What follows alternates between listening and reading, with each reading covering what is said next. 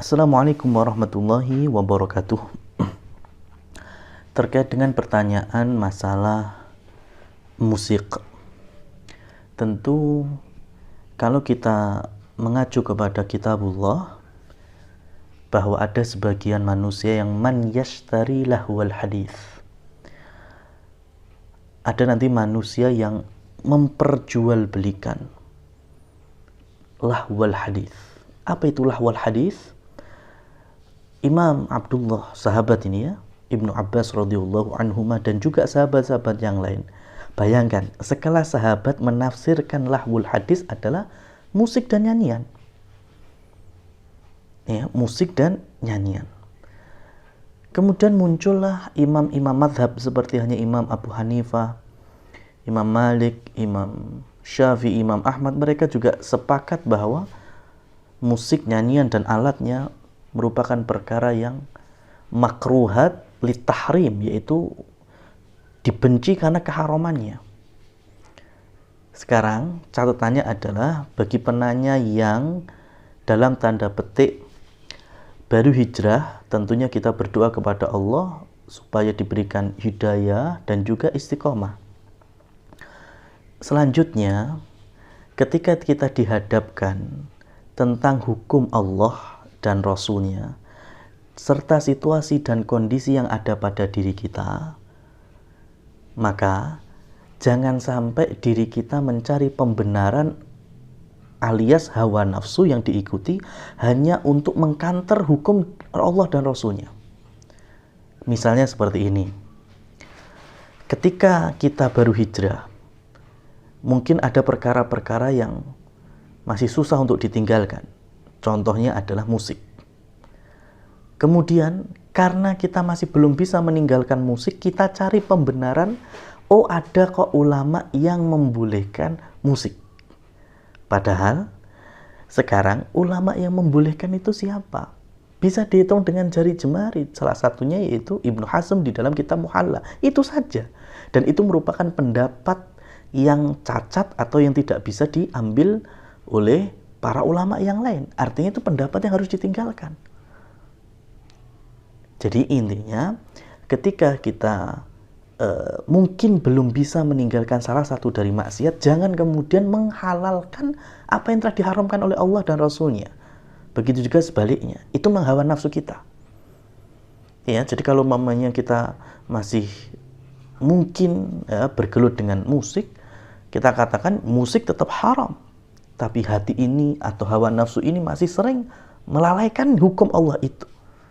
Jadi dosanya masih mending daripada nggak apa-apa ada yang membolehkan. Kalau kita sudut pandangnya semua dari perkara-perkara yang maksiat dan mungkarat, apakah ada yang membolehkan dari perkataan ahlu ilmi? Tentunya tetap ada semuanya. Pernikahan mut'ah masih ada yang membolehkan kalau kita cari pendapat para ulama. Ya, jual beli riba nasi'ah. Ya, karena ada pendapat yang riba fadl aja yang hukumnya riba nasi'ah sudah nggak masalah lagi. Kalau cari pendapat ada. Kemudian contohnya pernikahan mungkin tanpa wali dan sejenisnya itu, ya, kalau kita cari pendapatnya ada. Ya. Tapi permasalahannya kalau semua syariat yang telah jumhur ulama atau mayoritas ulama haramkan dengan argumen dari dalil-dalil dan pemahaman para salafus saleh dan ulama-ulama yang kompeten, kemudian kita ambil salah satu dari mereka yang memperbolehkan, ya habis semuanya hukum-hukum ini. Ya, maka kalau pertanyaannya tadi bagaimana hukum musik, maka kami katakan ya tetap haram. Ya, dengan berbagai macam argumen yang mungkin bisa dilihat di kajian-kajian atau di YouTube dari ulama-ulama dan juga para asatidz yang lebih kompeten. Nah, bagaimana dengan beduk yang ada di masjid?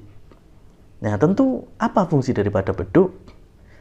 Ya, ketika di zaman Rasulullah SAW,